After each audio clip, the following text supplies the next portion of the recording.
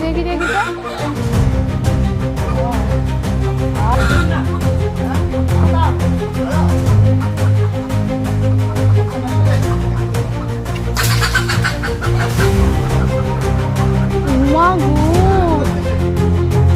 Hello বন্ধুরা, আজকে আমাদের বাড়িতে একটা বন্যা মুরগি আইছে।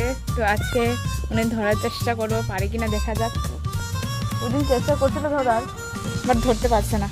আজকে দেখো ট্রাই করে ধরতে পারে কিনা। তো বন্ধুরা দেখো, আমি ট্রাই করতে যাচ্ছি। এই সেই মুরগি বন্ধুরা,